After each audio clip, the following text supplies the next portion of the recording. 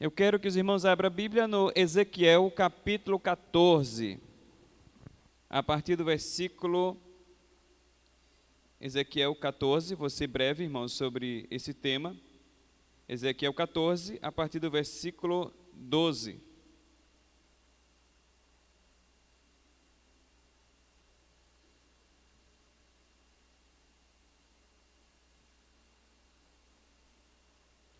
Amém? Todos encontraram? Ezequiel capítulo 14, a partir do versículo 12. O que diz a palavra do Senhor? Deus lançará os 4 juízos dele para trazer justiça, porém os justos não serão atingidos. Vamos lá ler a palavra do Senhor. E veio ainda a mim a palavra do Senhor, dizendo: Filho do homem, quando uma terra pecar contra mim, se rebelando gravemente, então estenderei a minha mão contra ela, e lhes quebrarei o sustento do pão, e enviarei contra ela a fome, e cortarei dela homens e animais. Ainda que estivesse no meio deles esses 3 homens, Noé, Daniel e Jó, eles, pela sua justiça, livrariam apenas as suas almas, diz o Senhor Deus. Se eu fizer passar pela terra as feras selvagens, e elas desfilharem de modo que fique desolada, e ninguém possa passar por ela por causa das feras, esses 3 homens estivessem no meio dela, vivo eu, diz o Senhor Deus, que nem filhos nem filhas livrariam, eles só ficariam livres e a terra seria assolada. Ou se eu trouxer a espada sobre aquela terra e disser: espada, passa pela terra, e eu cortar dela homens e animais, ainda que aqueles 3 homens estivessem nela, vivo eu, diz o Senhor Deus, que nem filhos e nem filhas livrariam, mas somente eles ficariam livres. Ou se eu enviar a peste sobre aquela terra e derramar o meu furor sobre ela com sangue, para cortar dela homens e animais, ainda que Noé e Daniel e Jó estivessem no meio dela, vivo eu, diz o Senhor Deus, que nem filhos, nem filhas, eles o livrariam, mas somente eles livrariam as suas próprias almas pela justiça. Porque assim diz o Senhor Deus: quanto mais se eu enviar os meus 4 juízos, a espada, a fome, as feras e a peste, contra Jerusalém, para cortar dela homens e feras, mas eis que alguns fugitivos restarão nela, que serão levados para fora. Assim, filhos e filhas, eis que eles virão a vós, e vereis o seu caminho e os seus feitos, e ficareis consolados do mal que eu trouxe sobre Jerusalém, e de tudo que eu trouxe sobre ela, e sereis consolados quando virdes o seu caminho e os seus feitos, e sabereis que não fiz sem razão tudo quanto nela tenho feito, diz o Senhor Deus. Amém? E misericórdia. Amém e misericórdia. Deus está falando dos 4 juízos que ele lançou sobre Israel. Por causa de quê? 4 juízos: a fome, as feras, a espada e a peste, a doença maligna, a doença incurável, que Deus enviou ao povo de Israel. Se você começar a ler o capítulo 14 de Ezequiel, no início você saberá por que Deus estava profetizando sobre Israel os 4 juízos. Mas ele coloca uma posição de justiça sobre Daniel, Noé e Jó. 3 grandes homens de justiça que deixaram a sua história na humanidade. E Deus disse que somente esses homens salvariam as suas vidas. Nós vemos um relato desse parecido quando Abraão vai até Sodoma, né? Fica ali à espreita, fica a brecha, quando Sodoma estava sendo ameaçada a ser queimada, e Ló estava dentro de Sodoma. E a palavra diz que ali estava sempre o Abraão falando com Deus, pedindo justiça para aquele povo, pedindo que Deus poupasse por causa do seu sobrinho que estava lá. E ele diz, se tiver 100 homens, se tiver 50, se tiver 10, e aí vai. E Deus vai dizendo, se tiver, eu pouparei esses homens que são justos. E assim aqui a palavra está falando, que se em Israel tivesse homem da qualidade de Jó, de Noé e também de Daniel, seriam poupados da justiça, seria poupado de ser punidos com os juízos de Deus. E o interessante, que muitos se perguntam por que acontecem certas catástrofes, guerras, ataques, fome no meio do povo e nações. Difícil falar do juízo de Deus, enquanto os púlpitos estão cheios de bênçãos e vouchers sem medidas, não é? Difícil falar de juízo, de justiça, enquanto os púlpitos, eles prezam em destilar bênçãos e vouchers, sem apenas falar que Deus estará a colocar a sua justiça, o seu juízo, a operar sobre a impunidade de muitos que vivem de forma devassa. Olhando a palavra de Deus, à luz da palavra de Deus, vemos que as bênçãos de Deus é mediante a justiça e a obediência e renúncia do nosso eu. Como Deus colocou aqui o Noé, colocou Daniel e Jó, está falando de homens que renunciavam ao seu eu, homens que viviam para o reino, homens que viviam da justiça e da obediência. Então esses seriam poupados, e se eles tivessem filhos, não tivessem na mesma justiça, pagariam na sua injustiça. Não seria salvo. É como se diz, eu não vou ser salvo por causa do meu marido, eu não vou ser salvo por causa da minha mulher, meu filho não vai ser salvo porque meu pai é justo. E também vice-versa, o pai não será salvo porque tem um filho justo dentro da sua casa. Cada um levará em si a sua punidade, cada um levará sobre si o seu merecido, assim como está dizendo a palavra aqui. Então, quando Deus fala aqui a Ezequiel, que profetiza os 4 juízos de Deus sobre o povo de Israel, mas por quê?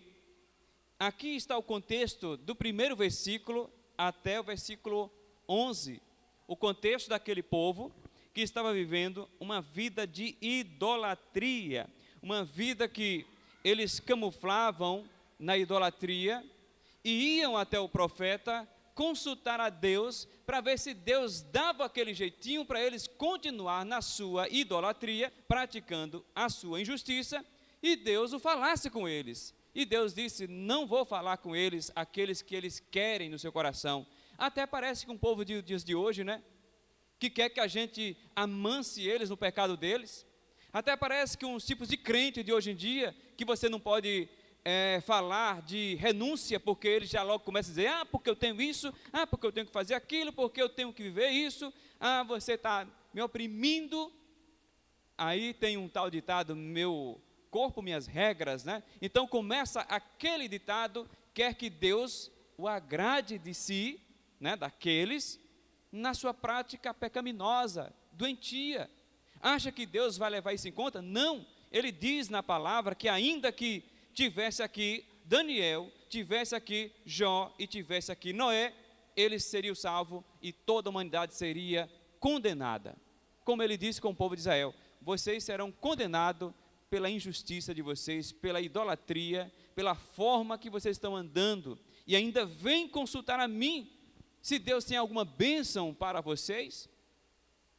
Olha, os líderes de Israel, e aqui estava voltado para os sacerdotes, para os líderes, para os escribas e fariseus da época, eles estavam consultando a Ezequiel, mas o que eles faziam? Os corações estavam cheios de ídolos e com propósitos de livrarem da punição de seus próprios pecados. É como se dissesse: Deus, aceita minha idolatria. Deus, aceita a minha maneira de viver. Deus, aceita esse pecado aqui que eu estou praticando. Aceite essa infidelidade minha. Procurando ao profeta. E aí Deus ainda fala: se o profeta encobrir isso, também paga na mesma punidade daqueles que seriam punidos. Então, foi o que o pastor Júlio falou aqui numa quinta-feira, que ele tem que falar porque será cobrado dele. E é verdade. Se eu tentar encobrir pecado, tentar encobrir aquele jeitinho brasileiro, né, que muitos querem levarem, eu vou pagar por isso. Eu levarei essa injustiça sobre minhas costas. E assim, aquele povo queriam livrar a sua pele dos seus pecados, em vez de arrependimento, o arrependimento verdadeiro. E a justiça de Deus, ela opera sobre nós e aplaca toda punição quando há arrependimento. Quando nos voltamos e olhamos para as nossas idolatrias que carregamos, né? Os nossos penduricalhos que colocamos no nosso dia a dia, né? Eu não sei, a gente pensa que idolatria é você colocar uma imagem sobre uma parede. A gente pensa que idolatria é você adorar um homem. Não, existe muita idolatria por aí. Idolatria do time de futebol, idolatria da novela, idolatria de assistir série de Netflix, lá, esse tanto de aplicativo que tem por aí, idolatria das redes sociais, idolatria de pessoas, de artistas, de música, e assim vai. O mundo está cheio dessa idolatria. Pessoas que idolatram isso, não vivem para Deus porque tem que ter aquela partidinha de futebol dele, não vai para a igreja porque tem que assistir a Netflix, não vai para o culto porque ele tem que sair com os amigos, tem que curtir, tem que ir numa pizzaria. Nada contra, temos que fazer tudo isso, é bom, maravilhoso, distrair, mas no dia do culto é dia da casa do Senhor. Às vezes nós temos tanta idolatria que carregamos em nós e não sabemos, né? Você sabe que estamos idolatrando quando alguém mexe e você sente e começa a ficar meio revoltado, começa a se incomodar. Sabe aquele negócio que você começa a tomar raiva da pessoa que fica mexendo naquela ferida? Ali está uma idolatria, um Deus que está agarrando você. Então, Deus poupará no arrependimento. O povo de Israel estava a praticar a idolatria, adorando outros deuses, além do próprio Deus.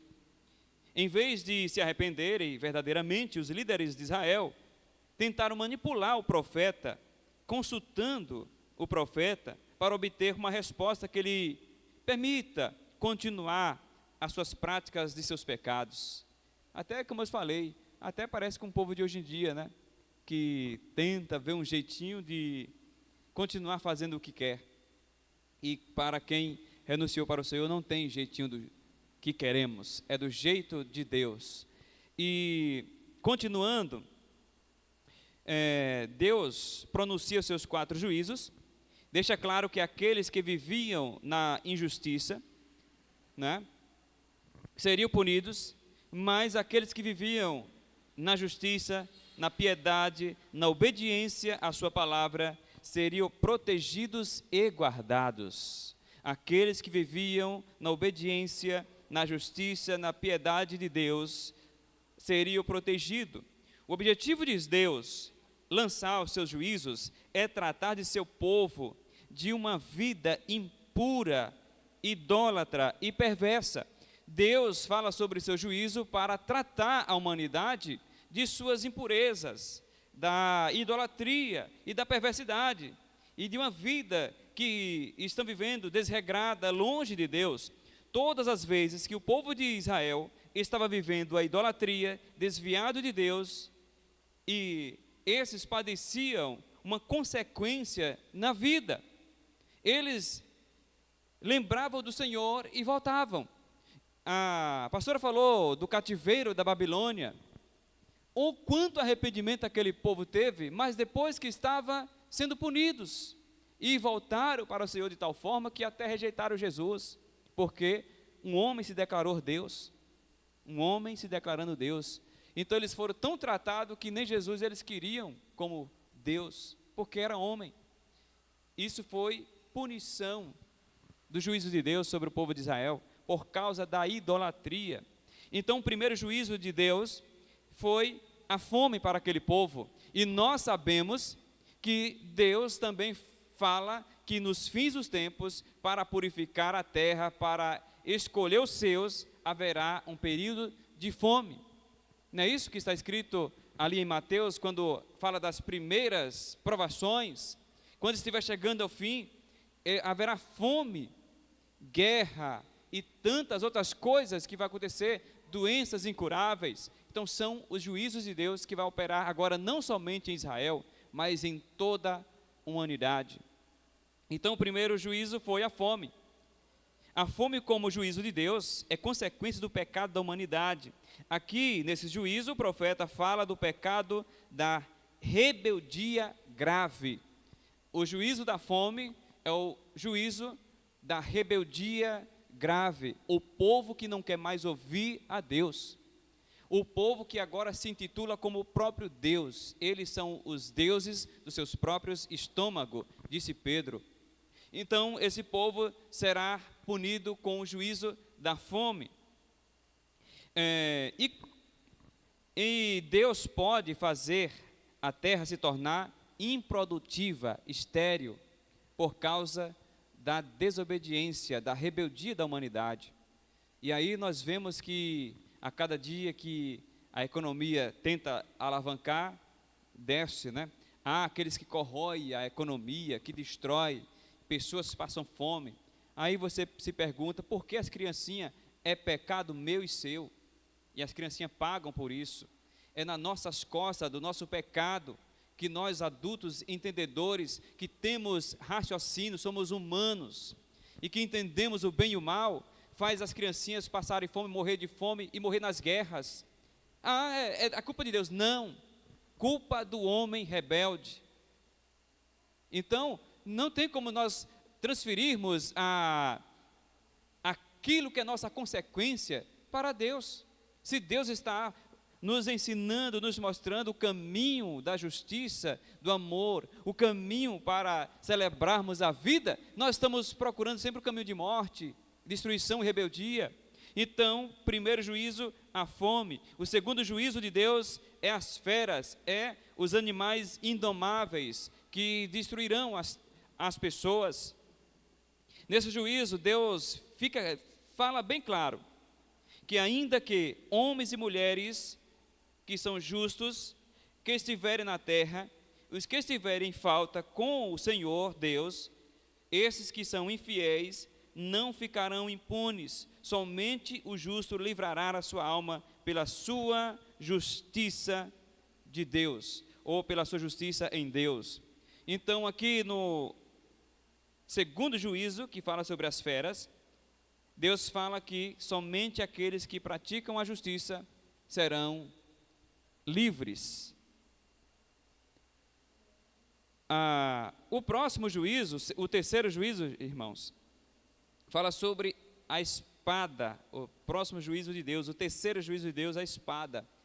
Quantas guerras, quanta destruição, pai contra filho, mãe contra os próprios filhos, irmãos contra irmãos, uma destruição total. Hoje nós achávamos que essas coisas aconteceriam longe, hoje nós estamos vendo aqui pai matando o próprio filho, filho matando o próprio pai, acontecendo importunação sexual aqui próximo, em hospitais aqui na nossa região próxima. Então isso está provando que a ira de Deus vai começar a operar na humanidade. Então nós estamos vendo que o terceiro juízo é a espada. Então essa mortandade desenfreada, pessoas que valem menos do que um pedaço de cigarro, as pessoas se matam, a espada operando sobre as vidas que vivem de forma devassa. Então, a espada é para os profanos, assim disse também o apóstolo Paulo, para os infiéis, até filhos e filhas de homens justos, como filhos se fosse de Noé, de Daniel e de Jó, não escapariam da espada. Não escapariam da espada. Está pensando porque a nossa casa tem 2 ou 3 justos, os infiéis vão passar impune, né? Ainda que os filhos e filhas desses homens estivessem no meio, não seria impune. Se estivesse na terra, não ficaria impune da espada de Deus, do juízo de Deus. E Jeremias, capítulo 30, versículo 27, tem um texto que fala sobre a semeadura. A semeadura que lá no final tem o versículo que fala sobre os pais comeram as uvas e os filhos embotaram os dentes. É um ditado que eles diziam, é como se os pais fazem as consequências e os filhos pagam. E aí Jeremias diz, esse provérbio acabou, esse ditado acabou. Cada um que fica com seus dentes botados, cometeu o seu problema, engula ele. Às vezes nós pensamos nisso, irmãos. Eu estou sofrendo por causa da minha mãe, estou sofrendo por causa do meu pai era um cachaceiro, então eu vou viver uma vida de cachaceiro também. Conversa fiada. Cada um leve a sua impunidade, cada um pague com a sua própria consequência. E os pais comeram as uvas e os filhos embotaram os dentes, era um provérbio, um ditado que eles diziam, mas não é assim no juízo de Deus, cada um pagará com a sua justiça. O quarto juízo, Deus fala sobre a peste, as doenças incuráveis. Irmãos, o que nós vemos hoje em dia de doenças que antes de descobrir, a pessoa já está nas últimas. A pessoa está bem, de repente, senta uma dorzinha aqui, corre no hospital, chega lá, faz um check-up, o cara está nas últimas. Né? É de a gente pensar, irmão, meditar na nossa cabeça. Será que nós não estamos percebendo que o juízo de Deus está operando? O cara sofreu um probleminha ali grave, furou um dedo, foi no hospital fazer um curativo, aí fez uns exames lá, o cara está com a situação grave que só tem 8 dias de vida. Acontece isso, irmãos. De repente, peste, doença incurável. E a ciência se multiplicou, mas os problemas de saúde estão muito além da ciência. A ciência acha que ela avançou, mas a peste, a doença grave, ela avançou muito mais além do que a própria ciência. Está aí a prova, né? Hoje a minha mãe fez tratamento em Feira de Santana, chegava lá, não cabia de pessoas com doenças que, misericórdia, que ela voltava estarrecida com a situação de tanta gente que estava lá, se cuidando. E aí, o que os médicos diziam, ou quando voltava lá com 8 dias ou com 15 dias, já não estava mais aquele grupo, já estava outro grupo. Por quê? Já se foram. Era momento. Então, Deus lança o seu juízo para operar sobre a terra. É culpa de Deus? Não. Consequência da rebeldia do homem. Está recebendo a sua recompensa. Jesus falou do juízo de Deus nos fins dos tempos, que quando observássemos essas catástrofes, eram princípios de dores, quando acontecesse as guerras, a fome, a peste e tantas outras coisas que aconteceriam, era o princípio das dores. Deus estaria lançando o seu juízo. E para concluir, irmãos, eu não falei que ia ser rápido, né? Os fugitivos. A palavra fala que ficou um grupo de fugitivos. E esse grupo de fugitivos, irmãos, ele reflete em nós. Nós somos os fugitivos. Aqueles que escaparam, entenderam o juízo de Deus, compreenderam o juízo de Deus e compreenderam porque Deus lançou o seu juízo e nos aguardamos debaixo dos braços de Jesus Cristo. Nós agarramos-se sobre a justiça de Deus para nos livrar. E aí, a palavra diz, o versículos 22, mas eis que alguns fugitivos restarão, que serão levados para fora, assim filhos e filhas, eis que eles verão a vós, ouvirão a voz, e vereis o seu caminho e os seus feitos, e ficareis consolados do mal que eu trouxe sobre Jerusalém, e de tudo que trouxe sobre ela. E sereis consolados quando verdes o seu caminho e os seus feitos, e saberão que não fiz sem razão tudo quanto nela tenho feito, diz o Senhor. Então os fugitivos entenderam o propósito do juízo de Deus e se arrependeram. Aqueles que sofreram e reconheceram os feitos do Senhor, entenderam que a razão do juízo de Deus, Jesus Cristo foi enviado para fora da cidade para expiar o pecado da humanidade na cruz do Calvário. Então nós nos apegamos a Ele e nos livramos do juízo de Deus. Nós só seremos livres do juízo de Deus debaixo do sangue de Jesus, porque foi lá que a ira de Deus foi aplacada. Foi lá que a justiça de Deus se cumpriu e seu juízo todo foi despejado sobre Jesus. E nós, como os fugitivos, compreendemos isso, a razão do juízo, a razão de Deus ter feito desolação sobre a terra. Jesus aplacou a ira de Deus contra todos que se achavam rebeldes e desobedientes a Deus. Que nessa noite, irmãos, possamos meditar nessa palavra. Iremos participar da ceia do Senhor e nela nós somos convidados a refletir sobre a nossa vida na justiça de Deus e sobre os nossos pecados que cometemos, as rebeldias que carregamos em nós.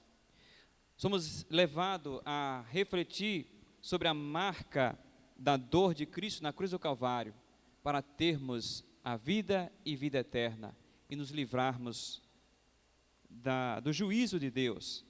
E na ceia do Senhor, o homem examina a si mesmo e assim participa do pão, porque o homem que examina a si mesmo, ele se arrepende dos seus pecados, ele se arrepende das suas injustiças e volta-se totalmente para Deus. Amém? Que Deus os abençoe. Agradeço mais